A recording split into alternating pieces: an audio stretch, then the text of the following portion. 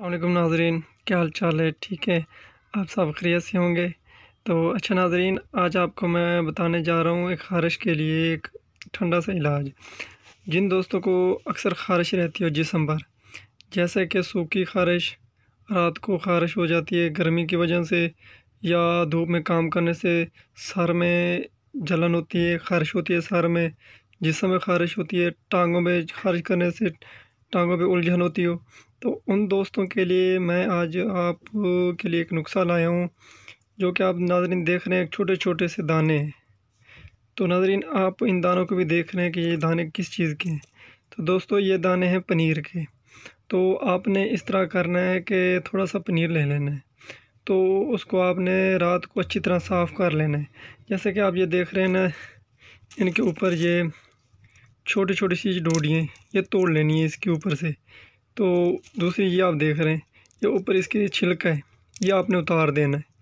تو چھلکا اتارنے کے بعد آپ نے نا اس دانے کو 4 سے 5 دانے آپ نے رات کو پانی میں بھگو دینے ہیں۔ اچھا، بھگونے کے بعد آپ نے تو ہلکا سا نمک ڈالنا ہے، تھوڑا سا، بالکل ذائقے کے لیے۔ تو وہ آپ نے ہلکا سا نمک ڈال دینا ہے، رات کو بھگو رکھنا ہے۔ تو صبح اٹھ کے آپ نے وہ خالی پیٹ پی لینا ہے۔ تو انشاءاللہ 4-5 دن میں نا آپ کو آرام آ جائے گا۔ تو دوسری بات آپ کو اس کا فائدہ بھی بتاتا چلوں کہ یہ ایک تو ٹھنڈا ہے، دوسرا گرمی کو بھی توڑے گا۔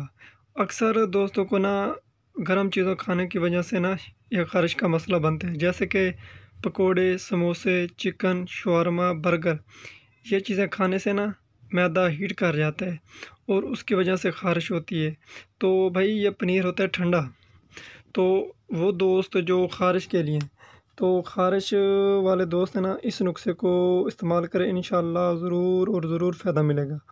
تو دوستو، جو مریض یرقان کے ہیں، کالے یرقان کے یا دوسرے کے، تو اگر یرقان والی بیماری کم ہے نا، شروع میں ہے، تو دوستو وہ لوگ استعمال کریں، انشاءاللہ یرقان کا اس سے فائدہ ہو جائے گا، یرقان ختم ہو جائے گا۔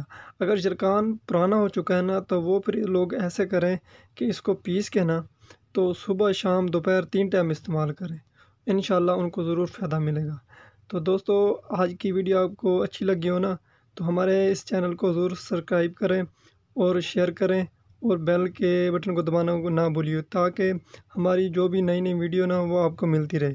ٹھیک ہے بھائی، دعاؤں میں یاد رکھیے۔ اللہ تعالیٰ آپ کو شفا دے اور خوش رکھے۔ آمین، جزاک اللہ۔